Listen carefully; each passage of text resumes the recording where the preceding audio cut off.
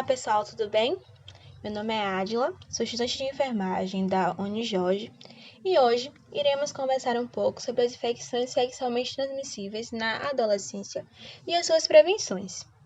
Bom, é importante falar sobre as infecções sexualmente transmissíveis na adolescência porque a vivência da sexualidade nesse período torna-se mais evidente e manifesta-se através de práticas sexuais desprotegidas, devido à falta de informação e de comunicação entre familiares, e também alguns mitos, tabus ou mesmo pelo fato de ter medo de assumir sua própria sexualidade.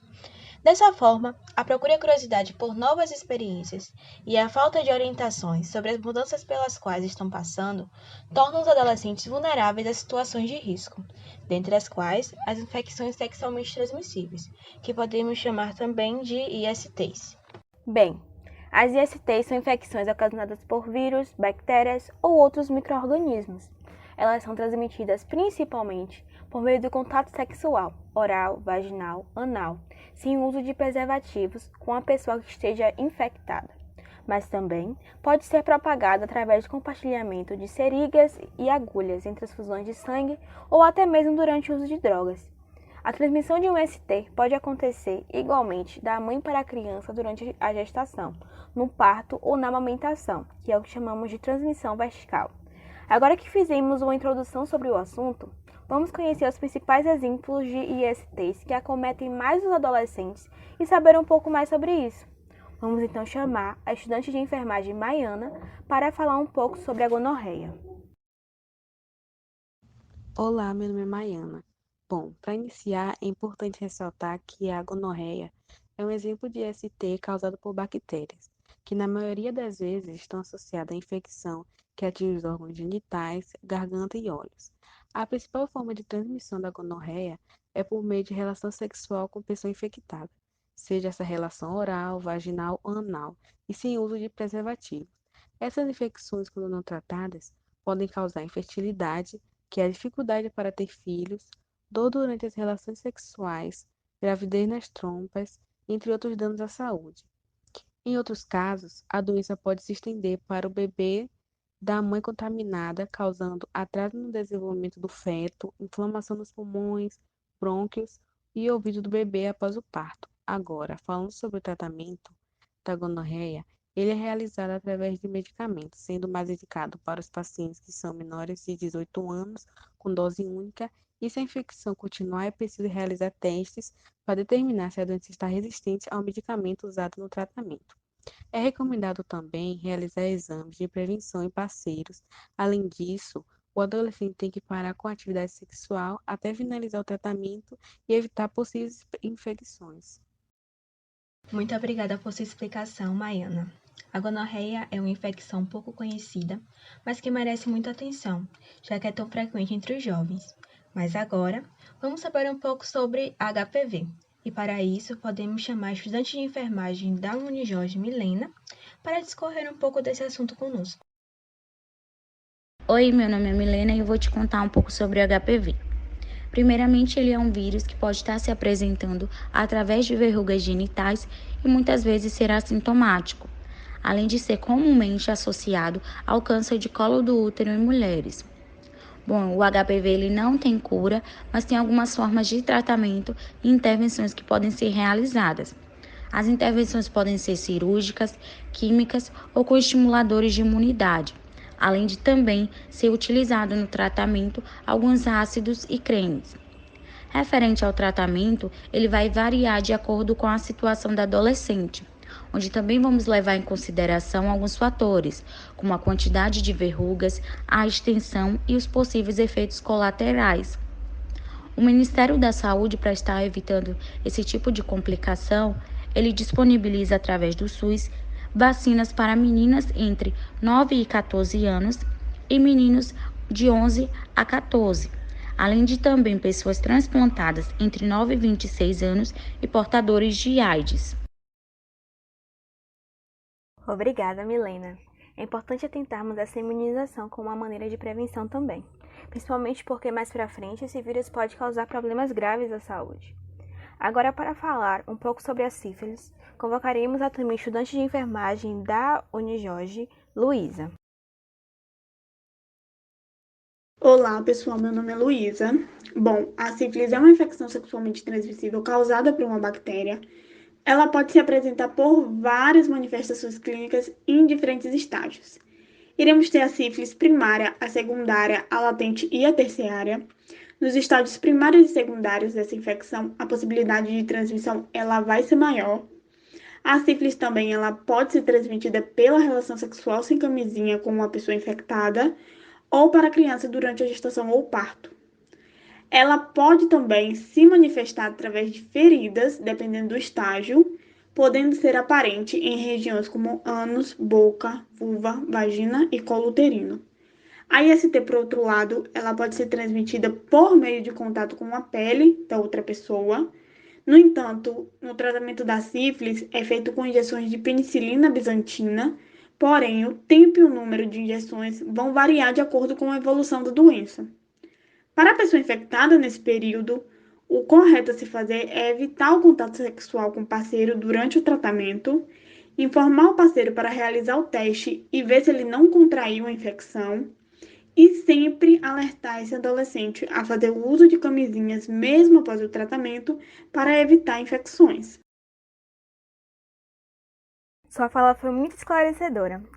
Muito obrigada, Luísa. Agora, para conversar um pouco sobre o HIV conosco, chamaremos o estudante de enfermagem da Unijorge, Eric. Oi, gente, meu nome é Eric e vou falar um pouco sobre HIV. Bom, o HIV é um vírus que se espalha através de fluidos corporais e afeta algumas células do organismo. Como já dito antes, pode ser transmitido por meio da relação sexual, seja ela oral, anal ou vaginal, sem o uso de preservativo, através do contato do sangue de outra pessoa contaminada ou mediante a mãe para o filho. Esse vírus é o causador da AIDS e muitas pessoas confundem a doença com o vírus, mas esse vírus não vai manifestar os sinais e sintomas da AIDS, muito pelo contrário, ele é sintomático. Caso o resultado do teste seja positivo, o SUS oferece o tratamento para inibir a multiplicação do vírus no organismo. Com o diagnóstico rápido e a aprovação dos medicamentos, é possível que a pessoa viva com o vírus normalmente. O tratamento é realizado através de medicamentos antirretrovirais e a utilização desses medicamentos tratam o HIV e evitam o enfraquecimento do sistema imunológico. Existe atualmente 37 combinações diferentes desses medicamentos para o tratamento. Essa combinação de 3 substâncias é o que recebe o nome coquetel. O médico que vai definir a melhor opção de acordo com cada paciente, para minimizar os efeitos colaterais e restaurar a qualidade de vida. O vírus HIV é um dos mais comentados e falados, mas as dúvidas sobre esse assunto são imensas. Muito obrigada por sua explanação, Eric. Bem, é importante ressaltar que existem muitas outras infecções, como a hepatite A, hepatite B, herpes, entre outras, mas hoje citamos e falamos um pouco sobre as mais frequentes, entre os adolescentes. Falar de prevenção também é importante, para que essas infecções se tornem menos frequentes. Então, para discorrer um pouco conosco sobre essas formas de prevenção, chamaremos a também estudante de enfermagem da Unijorge, Bruna. Oi, pessoal, eu sou a Bruna. Bom, tendo em vista várias doenças, as informações relacionadas à prevenção sempre devem ser esclarecidas e expostas.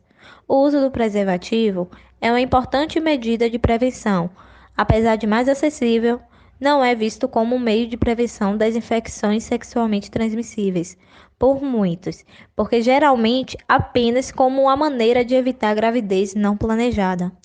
O preservativo masculino e feminino deve ser usado tanto para o sexo anal, vaginal, como para o oral. Para a proteção no sexo oral, a camisinha masculina pode ser usada como escudo. A técnica é cortar as extremidades, após isso, cortar de maneira vertical até que dê para cobrir a vulva. Após isso, colocar a camisinha sobre a vulva para realizar o sexo oral. Essa é a alternativa disponível e usada para a proteção. A imunização para a hepatite A, hepatite B e papilomavírus, a maneira e a forma mais eficaz de prevenir ainda é por meio da vacina, sendo administrada em 3 doses.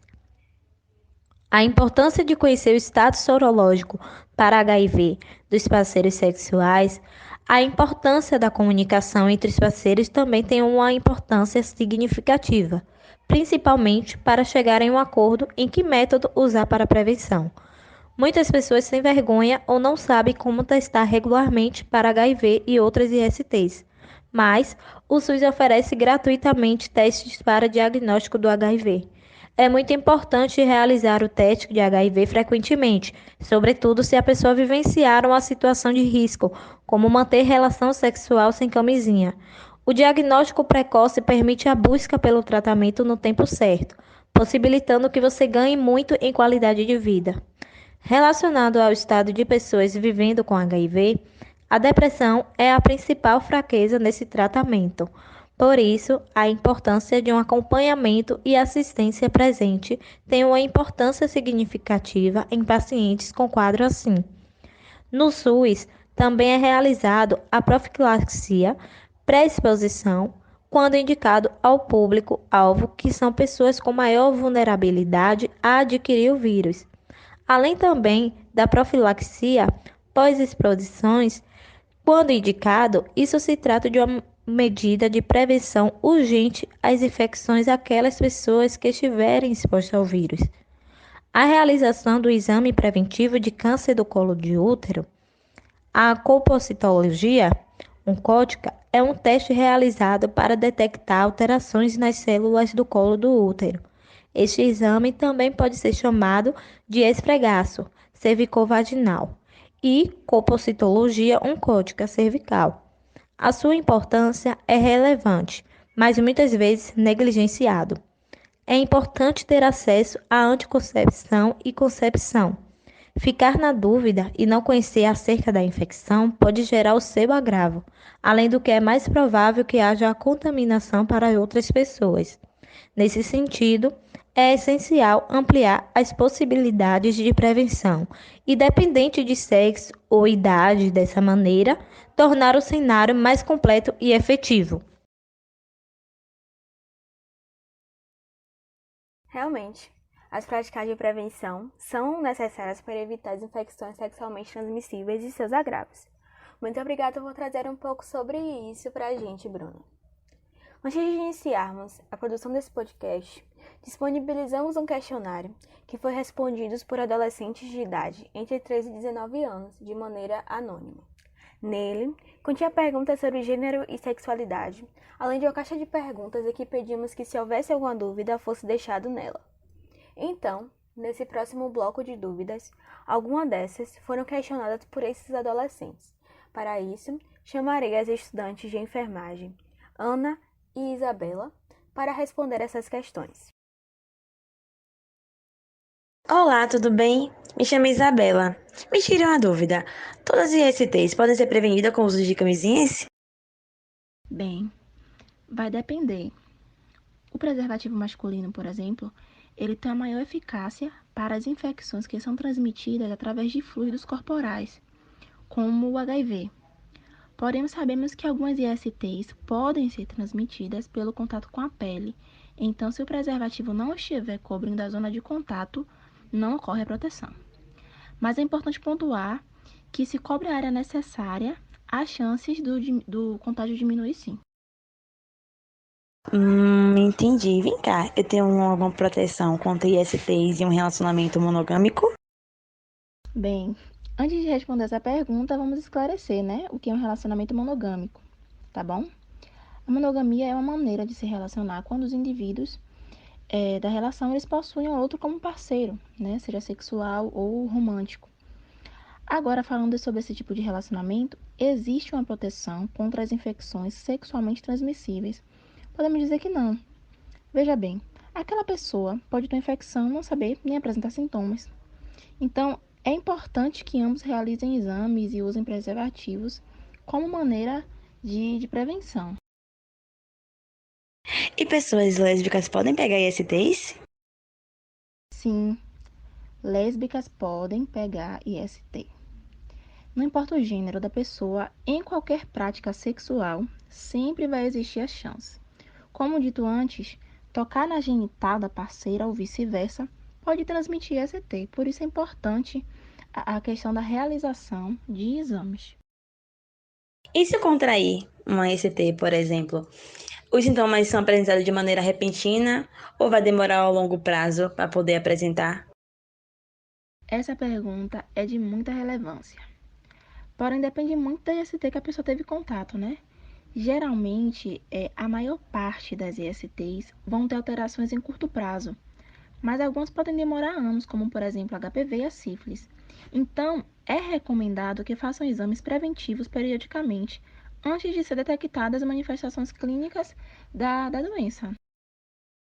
Tá, mas as ISTs podem ser curadas sem tratamento? Veja bem, é muito pouco provável disso acontecer, porque é necessário um acompanhamento do tratamento que a pessoa cometida possa ser curada, né? Importante ressaltar que se a pessoa demorar a procurar o tratamento, existe um risco de uma infecção possa causar problemas a longo prazo. E também é interessante saber que se você não tiver nenhum sintoma referente à doença, ainda existe risco de passar a infecção para outros parceiros. Mas se porventura a contaminação, é recomendado que procure uma assistência médica e faça exames, pois a IST sem tratamento pode causar danos ao futuro, à sua saúde, à sua fertilidade. E é importante fazer testes regularmente. É um benefício tanto para você quanto para o seu parceiro. Muito obrigada, Isabela e Ana, por responder essas questões para nós. É importante salientar que as ISTs são um risco de saúde pública, principalmente quando se trata de adolescentes. Precisamos que assuntos como esses cheguem até eles para prevenir possíveis complicações por falta de informação.